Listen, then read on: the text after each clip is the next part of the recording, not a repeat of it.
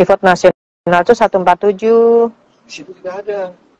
Masa 9 Desember ada tempat perpanjangan sampai Maret. Voting juga masuk menggunakan BSSN juga. Makanya antara surat tanggal 3 Masa Maret, sih saya kok nggak lihat ya? antara surat tanggal 9 Desember dan surat 3 Maret itu sama, hanya beda bulan. Yang satu bulan Maret, yang satu bulan Agustus. Di sini yang lain sama. Makanya di situ ada protes. Yuk, yang diminta tuh memutuskan, karena kan ada tidak tarik ulur antara tempat, bla bla bla bla kan sampai Bali menolak. Akhirnya kan Rembuk Nasional 1 September, ya kan, sampai malam datang ke Kumham. Akhirnya masih tidak ketemu, dikasih kesempatan untuk diskusi lagi. Akhirnya kan diputuskan 2. 1 pindah, tetap di Jabar kecuali Bandung dari Pengwil. Kalau nggak salah ada 3, ada 3 kubu. PP, Pengwil yang menolak tetap di Jabar, dan 4 Pengwil, kan gitu. Nah, pertanyaan saya, jadi kalau kita bicara KDK itu, normalnya 2-3 bulan, 2 bulan lah.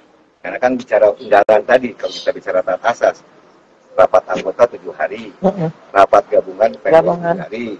Dan artian ya, cara logika hukumnya kan ya 2 bulan cukup lah ya, untuk memutuskan KDK itu sampai ke rapat anggota. Itu tidak terpenuhi. 1. Yang kedua, Rembuk Nasional kan juga tidak diatur di dalam anggaran dasar anggaran rumah tangga. Kemudian dijadikan acuan ke surat Kumham. Nah, menurut Mbak Isni, apakah kita, organisasi itu tetap harus mengacu kepada surat Kumham? Sedangkan itu dua-duanya, 1, tidak diatur di anggaran dasar rumah tangga tentang Rembuk Nasional. Yang kedua, KDK-nya kan cuma suka-suka dia sebulan, di sebulan harus menjawab. Tidak menjawab, dianggap setuju. Ya pasti menang terus, betul kata Mbak Isni.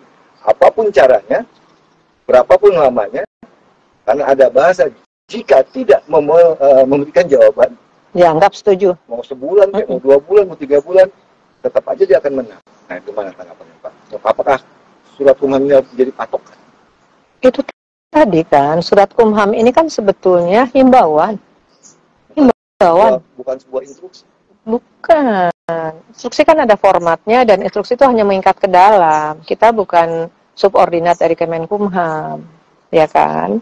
Jadi kalau saya bilang itu sebetulnya hanya himbauan kepada pengurus pusat, gitu ya. Tetapi harus melalui mekanisme organisasi, seharusnya loh, gitu loh. Yang tadi saya bilang, untuk perpanjangan sampai dengan Agustus, buatlah KDK. Nah, untuk yang bulan Maret. Iya, dan untuk yang pivot nasional, ya ubah ADART-nya, gitu loh. Jadi tetap semua itu mengacu pada ADART, gitu. Itu. Nah, kalau sekarang nih ada lagi nih, kalau ada lagi pendapat begini tentang kewenangan ya, masa jabatan ya. Kalau PP berakhir, Pengwil berakhir. Baru mau nanya itu. Ya. Tadi sebelum pertanyaan terakhir saya mau nanya itu, judulnya ya udah. Ya kan? Nah, berarti kalau ada pendapat seperti itu, PP berakhir, Pengwil berakhir, Pengda berakhir. Siapa yang mau mengurus organisasi? Nggak ada. Siapa? Kan mekanisme beda-beda. Ya. Kalau PP itu jelas kongres, ya. Nah, kongres inilah yang ada satu mekanisme yang miss dari pengurus pusat, tidak mengundurkan. Harusnya kan mengundurkan dengan KDK, ini tidak dilakukan. Ya kan? Artinya kan udah berakhir dong, karena tidak ada persetujuan anggota nih. Karena rumahnya ada kongres.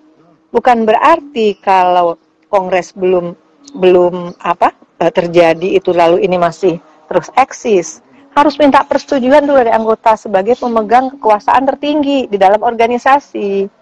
Harusnya dimundurkan sampai dengan Agustus, sehingga ini masih bisa berjalan nih untuk mempersiapkan kongres tadi, gitu loh, ya.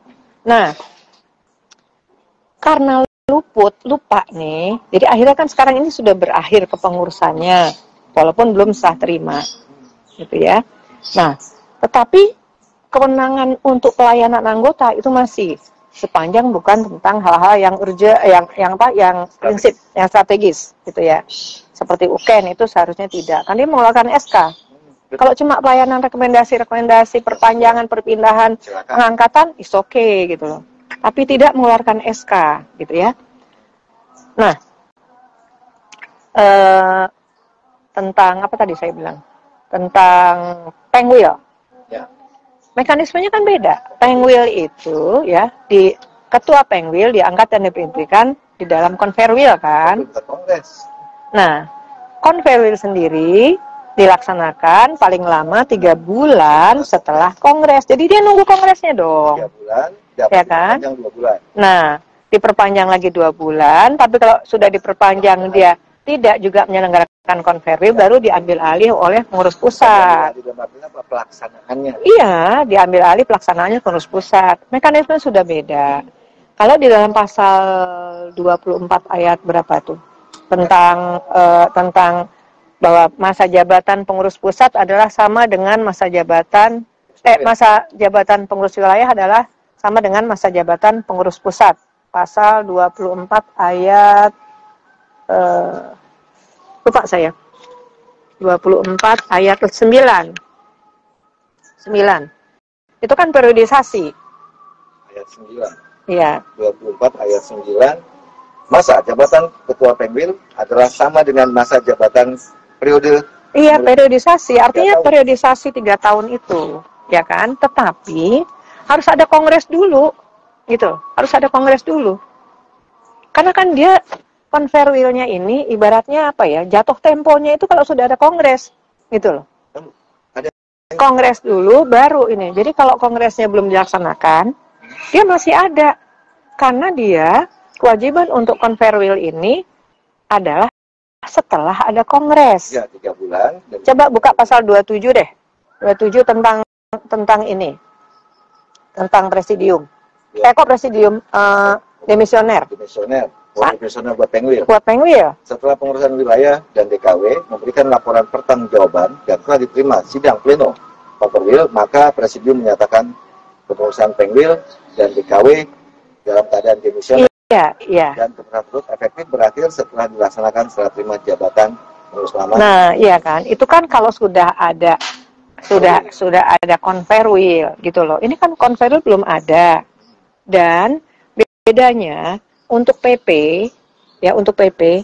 dia dipilih dan ditetapkan di dalam oleh Kongres. Ya kan? Kalau Kongresnya lewat waktu harus minta persetujuan anggota untuk mundurkan. Gitu loh. Sedangkan si konferwil ini nunggu-nunggu kongres. Artinya kalau belum kongres ya dia nggak jatuh tempo dong. Saya mau nanya, apakah waktu merancang anggaran dasar anggaran rumah tangga tidak seperti organisasi lain yang ada istilahnya pejabat PLT gitu? Nggak ada. Buka pasal 39 ayat 6. Itu satu-satunya PLT yang diatur di situ. 39. Ayat 6 kalau nggak salah ya. Ayat yang terakhir. Ayat 6. Ayat 5. Ayat 6. Ayat 5.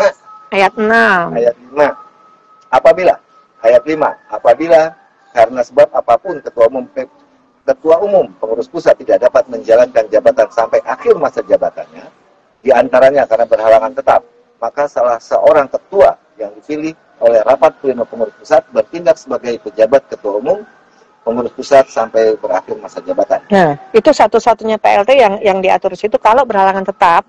Tapi dia internal loh ya, internal ya. Jadi rapat pleno pengurus pusat internal memilih salah seorang ketua untuk menjabat sebagai PLT ketum, gitu loh. Satu-satunya yang mengatur itu di konferwil rasanya juga di pengurus wilayah juga rasanya ada. Tapi pasal 45. Tapi intinya pasal 45 ayat 10. Ya, tapi intinya ini sebetulnya gitu ya, hanya untuk internal dari si ketum kalau dia berhalangan tetap, bukan masa jabatannya berakhir loh. Beda kan? Ini masih ada masa jabatannya, lalu dia sakit keras misalnya. Meninggal, sakit keras, cacat. Nah inilah. Jadi masa jabatannya masih ada. Beda dengan sekarang, ini masa jabatannya udah nggak ada.